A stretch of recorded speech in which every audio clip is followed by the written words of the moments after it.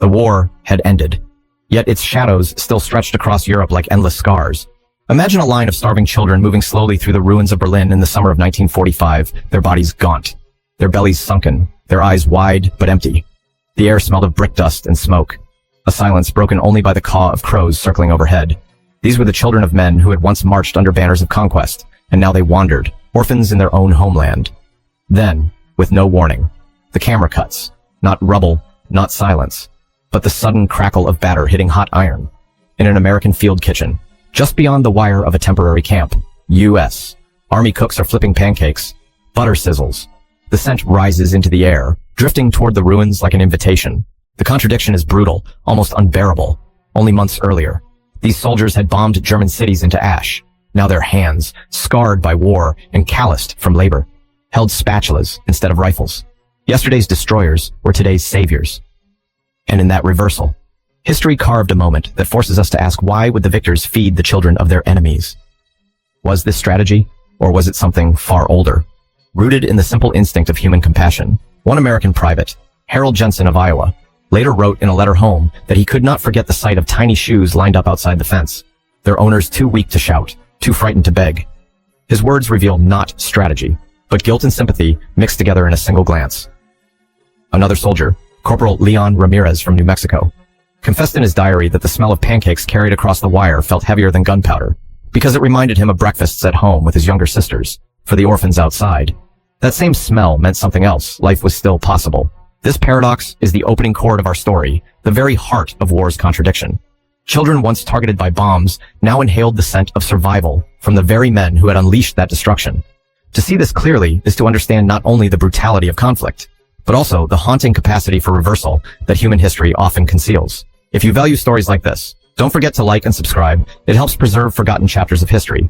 And before we go deeper, share with us in the comments where you are watching from and what time it is right now, because history, as you will see, is never just about the past. It always begins again in the present moment. The world of 1945 was not merely broken. It was collapsing under its own weight.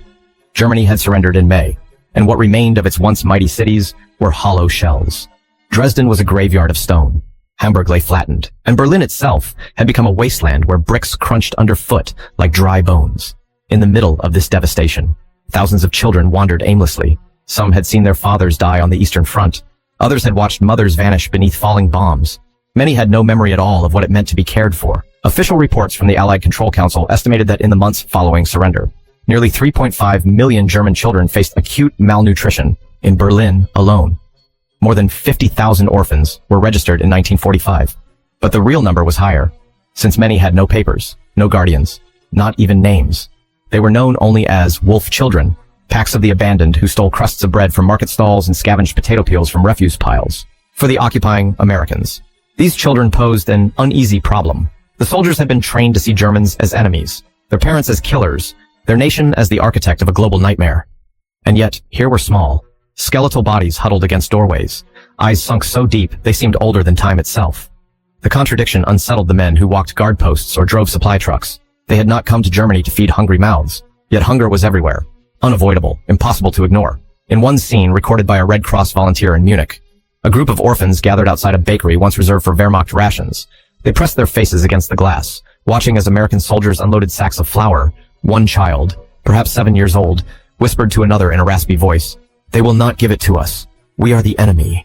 That small line of dialogue, overheard and later written down in a diary, captures the mood of a generation convinced they would be left to die. But not all soldiers turned away. Some slipped scraps through fences. Some left apples on windowsills. Still, the orphans remained cautious.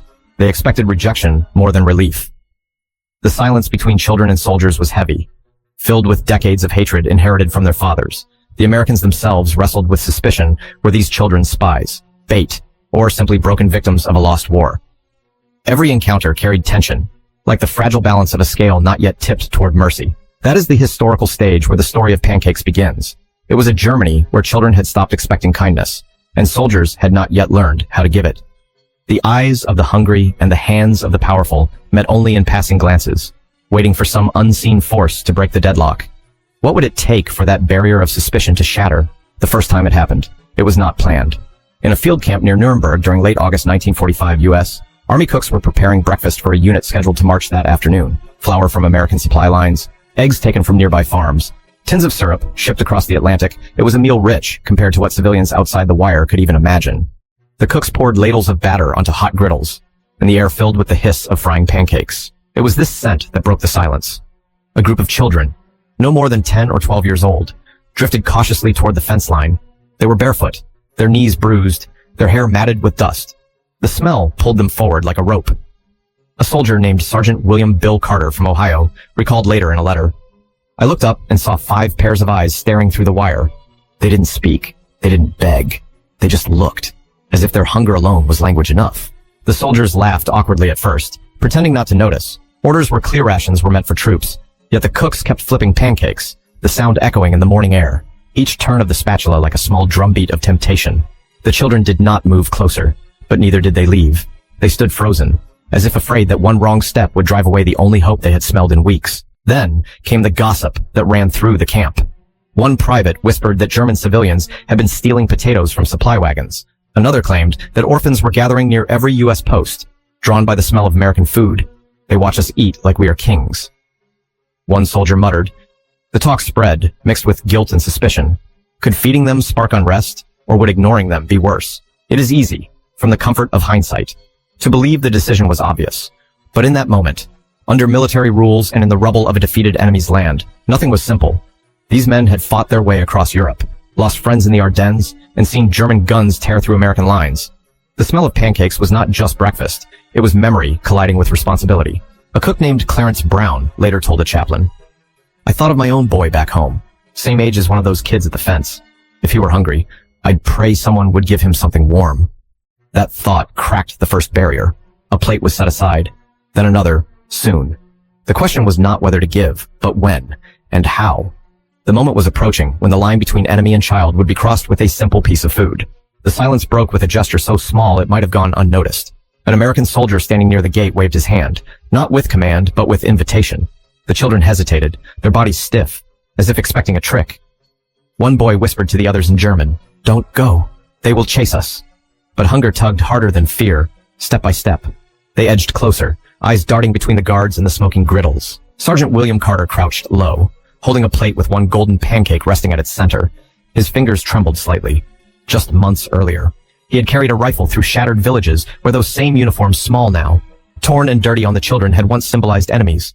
Now the insignias were gone, and all that remained were thin hands, too weak even to clench. Carter reached forward through the gap in the gate. The boy standing nearest froze, staring at the pancake as if it were glowing. He did not move until one of the cooks murmured, "Take it, kid." Then, cautiously, he extended his hand, for an instant. Their fingers touched calloused soldier's skin against fragile child's bones. It was a touch that cracked open the wall of war. The pancake slipped into the boy's palm, hot and steaming, almost too warm to hold. He clutched it as if it were a treasure. And then, something extraordinary happened. The child's eyes widened, and for the first time in weeks, perhaps months, a spark of disbelief flashed there. He turned, showing the pancake to the others as though presenting proof that kindness was still possible, within moments. The rest of the children pressed forward, timid but insistent. Soldiers who had once been trained to fire upon Germans now bent down, passing food through the wire. Pancakes crossed the divide one by one, each an unspoken message that hunger mattered more than hatred. In a diary later found in a camp barracks, Corporal Leon Ramirez scribbled, "Today, hatred broke. I saw it break. Not in speeches or treaties, but in the look of a child holding breakfast." That was the paradox at its sharpest edge. No grand orders were given, no official change in policy, just hands offering food, and small hands receiving it. The field around the kitchen grew strangely quiet. No shouting, no suspicion, only the shuffle of feet and the soft gasp of children, tasting what they thought had been denied forever, for a few suspended minutes. The war seemed impossibly distant, like a nightmare slowly being replaced by daylight. The first bite came like a miracle. A boy tore into the pancake, steam rising into the cool morning air, his teeth sinking into the soft center as if he feared it might vanish. He chewed too quickly, crumbs scattering down his shirt, and then his throat caught. For a heartbeat, it seemed he might choke, but instead a sob escaped him, a sound raw and fragile. Beside him, a girl bit into hers and began to weep silently, tears tracing lines down cheeks already marked by soot and dust. Around them, the chorus grew. The children ate as if each bite were proof they had not been forgotten. Some closed their eyes while chewing, savoring the taste. while others devoured their share with frantic urgency, licking their fingers clean. The sound was unlike anything the soldiers had heard before, chewing mixed with crying. The clatter of tin plates colliding with the muffled sobs of children rediscovering life. It was a strange music, mournful and beautiful all at once, replacing the wail of air raid sirens that had defined their nights. The cooks stood frozen at first, spatulas hanging in the air, watching as their food became salvation. Then more batter hit the griddles. The hiss of frying echoed through the camp, a rhythm that carried across the ruins like the heartbeat of a new world. The scent of browning flour and melted butter spread wider, curling into alleys where other children stirred, lifting their heads to follow the invisible trail. Soon, more orphans gathered at the fence, timid yet desperate, drawn by sound and smell. The soldiers could not stop now. Plates kept moving, hands kept reaching, pancakes crossed into trembling palms, each one eaten with the intensity of a last meal. Corporal Ramirez scribbled another line into his diary. I have fired rifles into smoke, but today I watched a girl cry into her food, and it undid me. The emotional weight of that moment lingered in the air. These men had killed, had suffered, had lost brothers in the Ardennes and Normandy. Yet here, faced with children devouring their cooking, their eyes softened. Some turned away to hide tears, others forced nervous jokes, but the silence between their words betrayed them. The orphans, too, were transformed. Only hours earlier, they had been shadows moving through rubble. Now they sat on the ground clutching warm food, the tension in their faces replaced by something fragile, almost unrecognizable trust. Viewers, let me ask you, if you had been there, watching those children cry into their pancakes, would you have reached out with your own share of rations, or would fear and suspicion have held you back? Write your thoughts in the comments, because in moments like this, history is not distant. It asks us who we are. Even now, the fence became a place of witness. Soldiers leaned against posts, mess kits in their hands, watching as German orphans licked plates clean. Some tried to keep their expressions neutral, but a few could not. Sergeant Carter later admitted in a letter home, it was harder than any battle to see them smile, with their faces still dirty with war. What he meant was not only the ache of pity, but the shock of seeing joy where he expected bitterness. Children, once ghost-like figures in the ruins, now laughed between mouthfuls. The sound was faint, brittle, but real, for soldiers who had lived through Ardennes blizzards and artillery barrages. It was the first time laughter had touched the air without being forced. Private Harold Jensen recalled seeing one boy tilt his head back after swallowing and whisper, "Danke," a word so small he almost missed it. That whisper, Jensen said, sounded louder than the bombs. And it was not only the children who changed. Across the wire, prisoners of war captured German soldiers stood silent, watching. Some clenched their fists, others shook their heads, but a few simply stared as if they could not comprehend what was happening. The same Americans who had marched them into captivity were now feeding their children. The contrast was too much to process, and silence became the only response. In the barracks, gossip spread. One guard claimed he overheard a German officer mutter, "They will turn our children into their allies with food." Another insisted the officer later fell quiet, unable to look away when a girl clutched her pancake as if holding a newborn. These fragments of rumor tell us something official reports never could, that compassion was as destabilizing as combat. The field kitchen itself turned into a stage where war's narratives cracked. Pancakes sizzling on griddles became symbols more powerful than propaganda. They told the prisoners that survival did not belong only to victors. They told the orphans that life still had a taste. And they told the soldiers themselves that humanity was not lost in the rubble. A U.S. Army chaplain recorded in his notes when the children ate. They did not only fill their stomachs, they filled the silence that war had left inside all of us. That silence was not easily broken. Yet with each plate passed through the gate, something shifted less visible than ruins, but more enduring. And you, watching now, if history left you standing at that fence, would you have believed the act of kindness, or would you have turned away, convinced that war leaves no room for mercy? Tell us in the comments what your heart says, because the question is not about 1945 alone.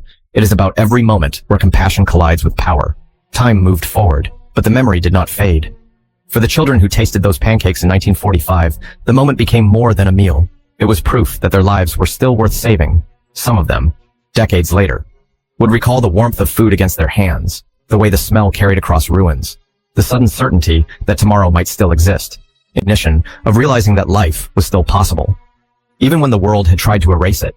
Soldiers who had once believed their victory was measured in battlefields found themselves measuring it in something simpler, German staple. They were foreign, American, flavored with flour and syrup that crossed oceans. Yet precisely because they were unfamiliar, they carried the taste of a different world, a reminder that survival might come not from within the ruins, but from the hands of those once called enemies.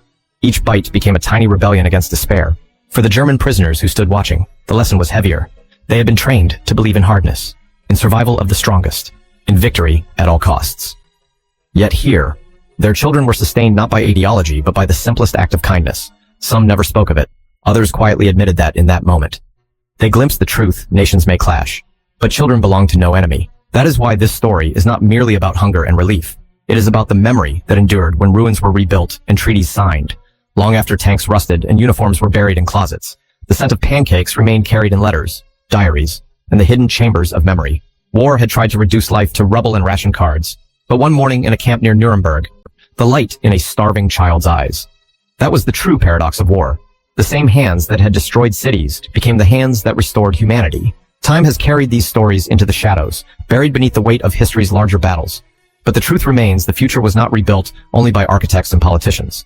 It was rebuilt in moments of kindness that could never be officially ordered, only freely given. Pancakes, of all things, became a bridge across the ruins. One American veteran later confessed that in old age, he still dreamed not of the thunder of artillery, but of the quiet hiss of batter cooking on hot iron.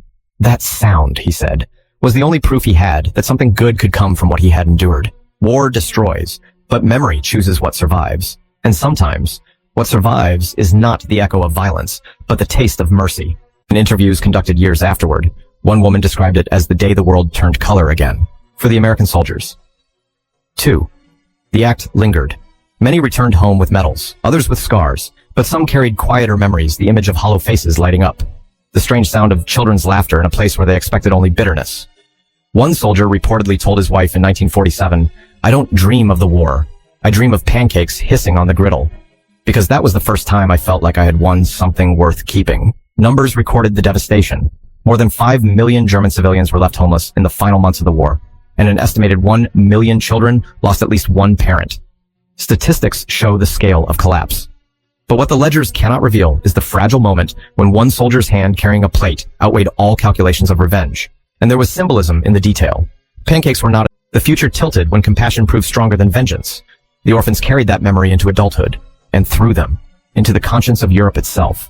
The war ended on paper in 1945, but in truth, its echoes carried long afterward, not only in treaties and tribunals, but in the quietest of moments, like a pancake sizzling on a soldier's griddle. That memory belongs less to governments and generals than to the children who lived it.